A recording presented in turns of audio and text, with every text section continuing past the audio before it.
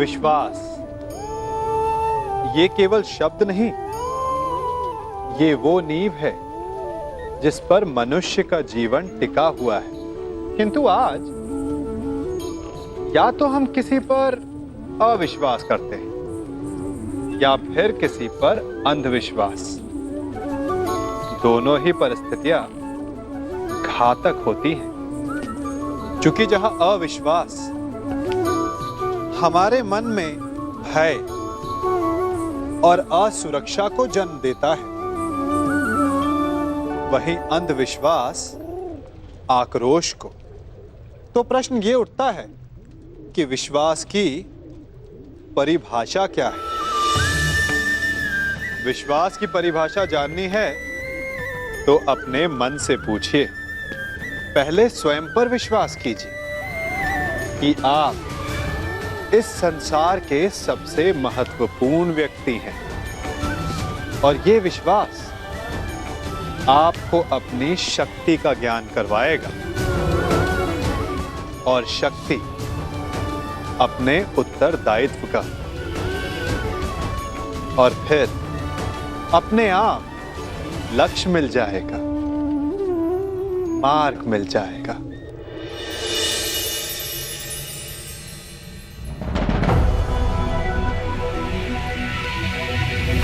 ये माया महल है वासुदेव।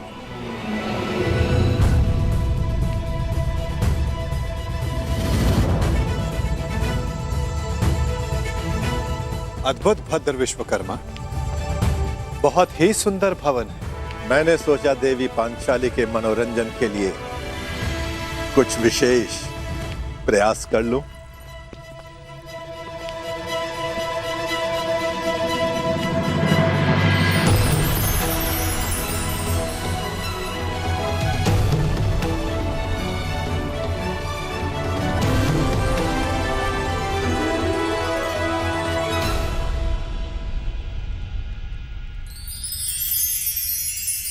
यहां जो जैसा दिखाई दे रहा है वो वैसा कदापि नहीं है।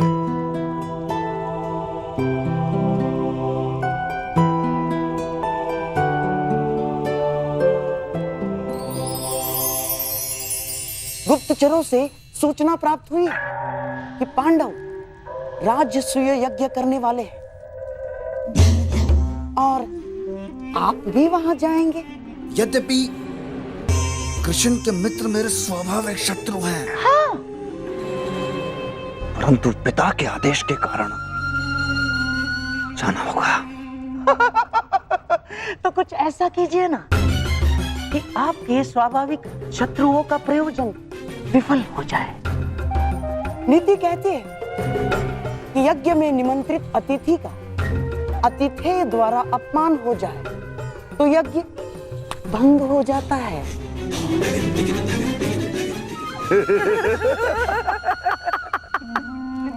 शिशुपाल, ये तो अत्यंत सरल कार्य है। गांधार नरेश, आपने तो वो कार्य बता दिया इसमें मुझे सर्वाधिक आनंद की अनुभूति होती है। अपमान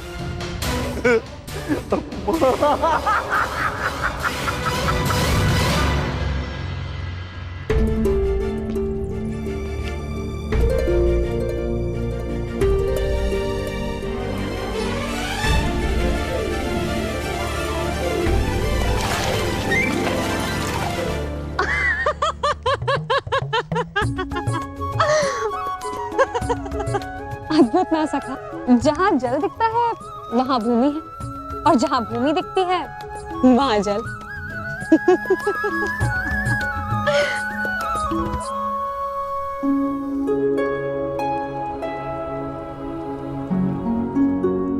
सखा,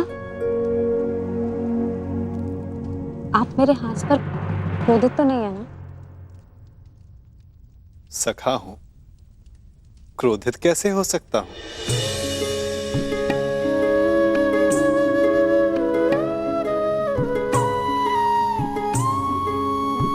परंतु कदाचित कोई और क्रोधित ना हो जाए।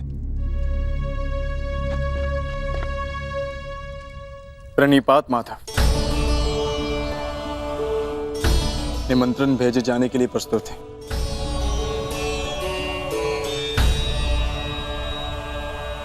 तो पहला निमंत्रण हस्तिनापुर जाएगा।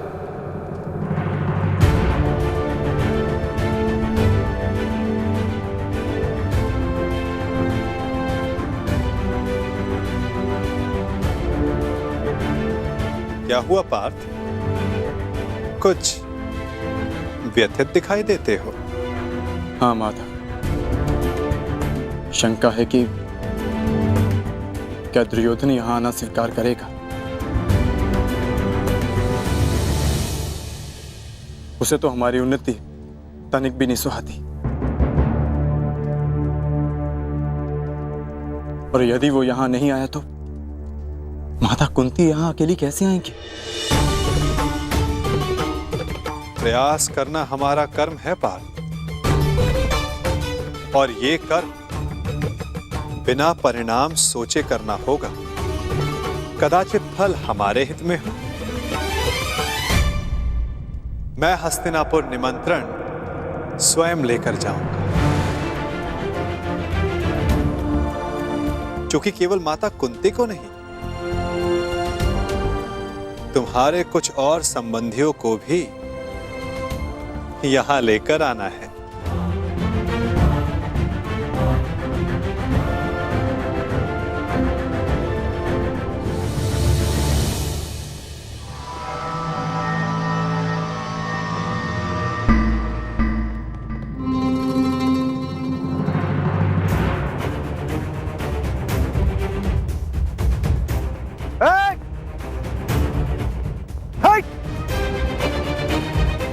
देख नहीं रहे तुम्हारे समक्ष छेदी नरेश शिशुपाल खड़े हैं। तो छेदी नरेश, तुम भी जान लो कि तुम अंगराज कर्ण के सामने खड़े हो। तो तुम हो अंगराज कर्ण।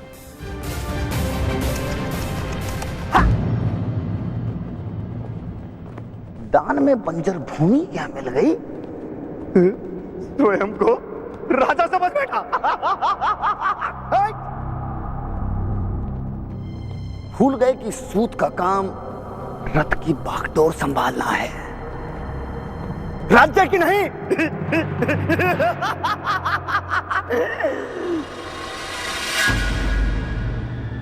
लगता है घर पर वचन देकर आए हो कि जीवित नहीं लौटोगे।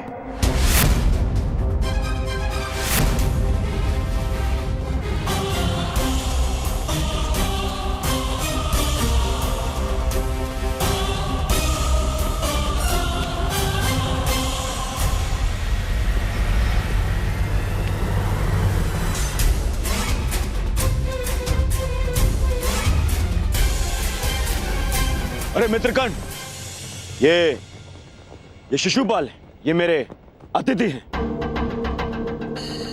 और मेरे मित्र भी, और इस नाते से आप दोनों भी मित्र ही हुए।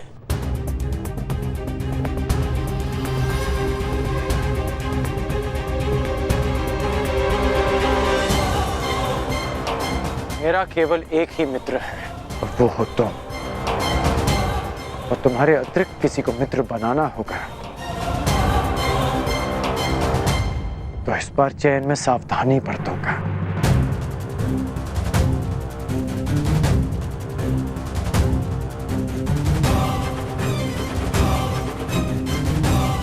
अपने अतिथि की मर्यादा में रहने की चेतावनी अवश्य दे देना मित्र।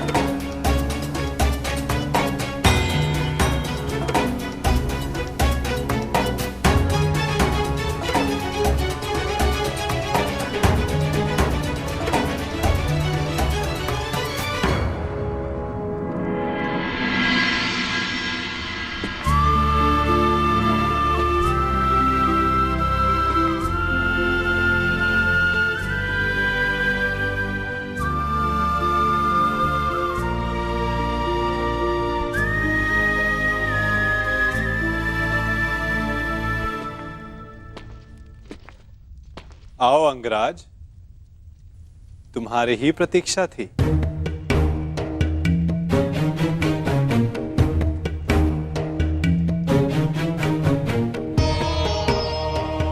क्षमा कीजिए वासुदेव, मुझे ज्ञात नहीं था कि आप भी यहाँ हैं। कोई समस्या नहीं मित्र। बहुत कुछ है जो अब तक सबको ज्ञात नहीं, परंतु अब सबको ज्ञात होगा। मैं वासुदेव कृष्ण इस सभा में उपस्थित समस्त जनों को अपनी और राजा युधिष्ठिर की ओर से प्रणाम करता हूं और उनकी ओर से आप सबको निमंत्रण देता हूं। कैसा निमंत्रण वासुदेव? अपनों को निमंत्रण आनंदो उत्सव के लिए ही दिया जाता है महाराज। आपने हस्तिनापुर का एक भाग खांडव प्रस्थ पांडवों को दिया और उन्होंने अपनी परिश्रम और योग्यता से उसे महान इंद्रप्रस्थ में परिवर्तित कर दिया।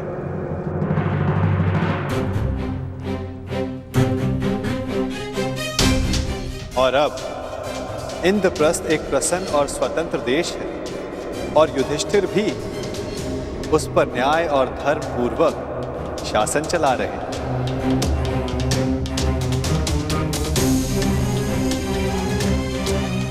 मैं हस्तिनापुर को बधाई देना चाहता हूं कि धर्मराज राजसूया यज्ञ संपन्न करके चक्रवर्ती होने जा रहे हैं और उन्होंने सादर आप सबको इस यज्ञ के आयोजन में निमंत्रित किया है।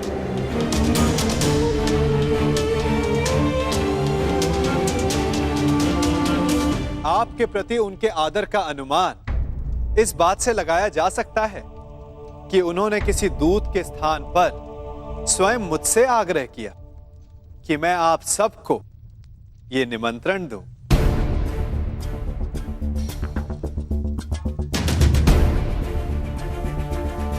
वासुदेव, यह जानकर प्रसन्नता हुई कि पांडव पुत्रों ने बंजर भूमि को इंद्रप्रस्थ बना दिया। महाराज, इस समारोह में हमारा सम्मिलित होना आवश्यक है।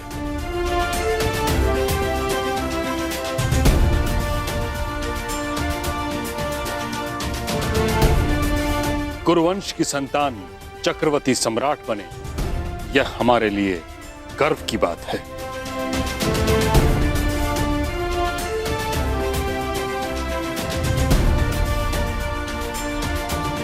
ये कुरु परिवार के लिए अवश्य गर्व की बात है ताचरी, परंतु हस्तिनापुर यदि इस यज्ञ में सम्मिलित हुआ तो क्या यह राजनीतिक रूप से उनकी अधीनता मानने के समान नहीं होगा?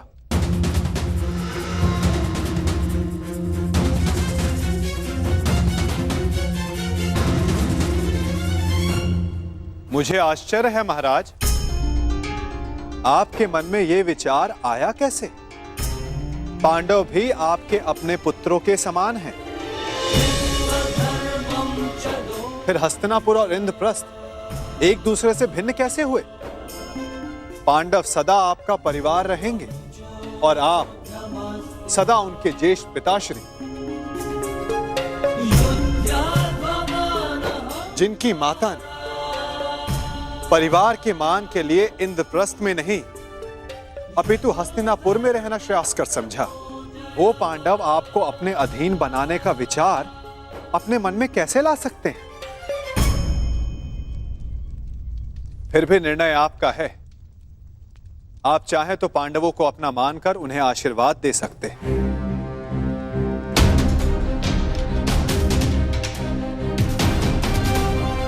या फिर वहां अनुपस्थित होकर यह दर्शा सकते हैं कि हस्तिनापुर पांडवों के वैभव से ईर्ष्या रखने लगा है। तुम्हारा क्या मत है विदुर?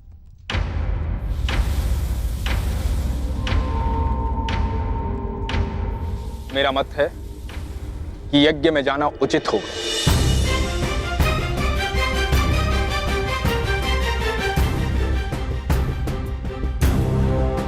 पांडव हमारे शत्रु नहीं है, और यदि हस्तिनापुर इस यज्ञ में सम्मिलित नहीं होता है तो चारों तरफ यह संदेश जाएगा कि हस्तिनापुर से पांडवों की उन्नति देखी नहीं गई। और यदि किसी कारणवश राजा किसी आयोजन में सम्मिलित होना अपने पद की गरिमा के अनुकूल नहीं समझते तो युवराज को भेज सकते हैं।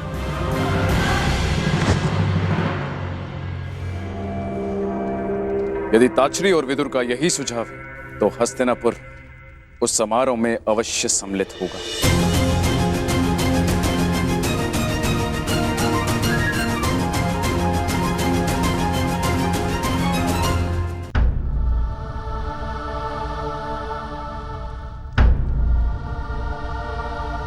क्या हुआ अंगराज?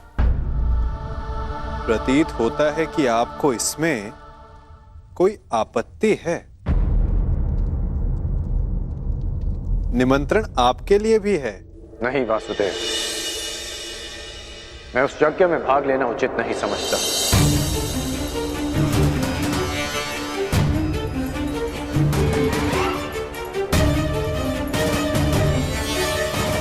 कारण? एक नहीं 3 कारण हैं। पहला, मैं युधिष्ठिर को सम्राट पद के योग्य ही नहीं समझता।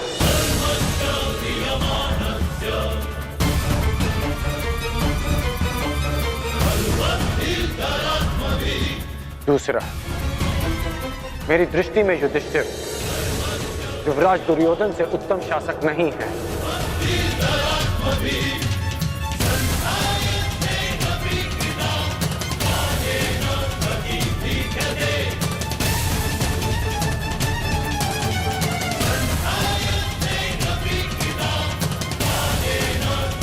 दुर्योधन नियमों में बंधकर प्रजा पर शासन नहीं करते, अपितु प्रजा के लिए नियम बनाते हैं।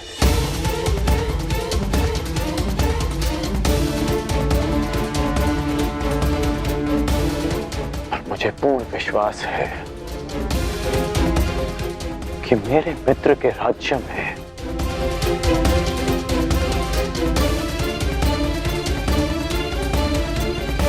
फिर से किसी शोण के मुख में पिघला हुआ स्वर्ण केवल इसलिए नहीं भरा जाएगा कि उसने एक सूत होकर वेद पाठ करने का साहस किया।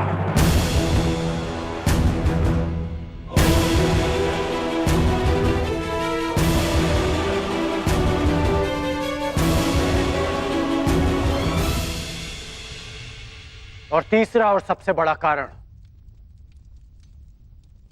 मैं धर्मराज के परिवार का सदस्य भी नहीं।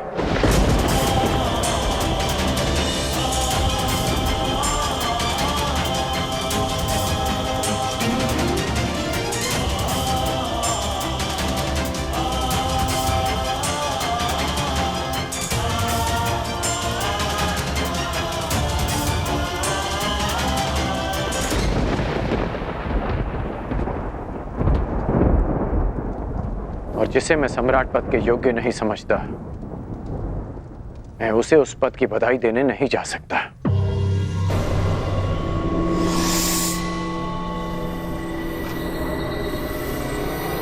क्षमा कीजिए केशव कि मैं आपके इस निमंत्रण को अस्वीकार कर रहा हूं।